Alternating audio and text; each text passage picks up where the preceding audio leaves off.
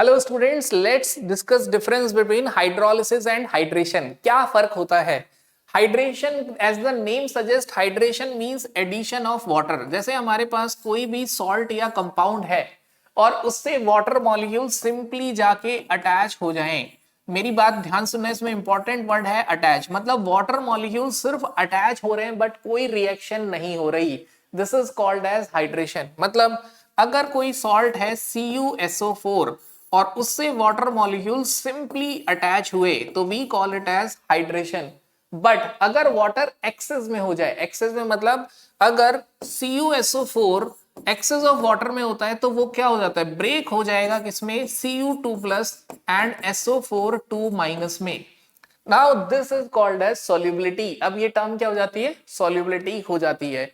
मतलब हाइड्रेशन को समझने का बहुत ही आसान तरीका है, अगर जो वाटर है वो जब एज अ सॉल्यूट बिहेव करता है तो हाइड्रेशन होता है। मींस जब वाटर की क्वांटिटी कम होती है। इसका डेली लाइफ में एक एग्जांपल है सीमेंट। सीमेंट को जरा सा भी मॉइस्चर मिलता है वो पूरा जम जाता है, तो इसे हाइड्रेशन बोलेंगे। यहाँ पे सीमेंट ज्यादा है, वाटर कम है, तो वाटर यहाँ पे क्या हुआ, हमारा वाटर इज सॉल्यूट। तो जब भी वाटर सॉल्यूट होगा, दूसरा कंपोनेंट सॉल्वेंट होगा, तो वहां पे डोमिनेटिंग कॉन्सेप्ट क्या होगा, हाइड्रेशन। वहां पे वाटर सिर्फ अटैच ही होता है। लेकिन वाटर जैसे ही एक्सेस में होता है तो जो वाटर सॉल्यूट होता है और वाटर जैसे ही सॉल्वेंट बनता है, तो ये बोनस हो गया हमारे लिए। वो कॉन्सेप्ट क्या हो जाएगा, सॉल्युबिलिटी।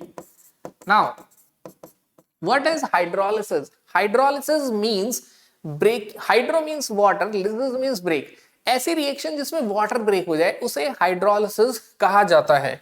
For example CH3COO-। अब ये क्या करेगा, वाटर से CH3CO- H ले लेगा। तो ध्यान से देखो, इंपॉर्टेंट पॉइंट है, ध्यान से देखना। CH3CO- ने वाटर से H ले लिया है। जैसे ही H लिया इसने क्या बनाया, CH3COOH प्लस OH-। तो इस रिएक्शन में क्या हुआ, एसिटेट आयन ने वाटर से H लेके वाटर को तोड़ दिया। That's why this reaction is called as hydrolysis. अब हाइड्रोलिसिस कब होगा? Acetic acid is weak acid. Weak acid क्या होते हैं, जो डिसोशिएट नहीं होते। यानी कि किसी वीक एसिड का एनायन या वीक बेस का केटायन प्रेजेंट होगा तो हाइड्रोलिसिस होगा। व्हाई? क्योंकि वो जैसे ही एसिटिक एसिड बनाएगा वो वापस H+ नहीं देते हैं। तो व्हाट इज हाइड्रोलिसिस? मतलब अगर मैं समराइज करूं तो हाइड्रोलिसिस मतलब ब्रेकिंग ऑफ वाटर।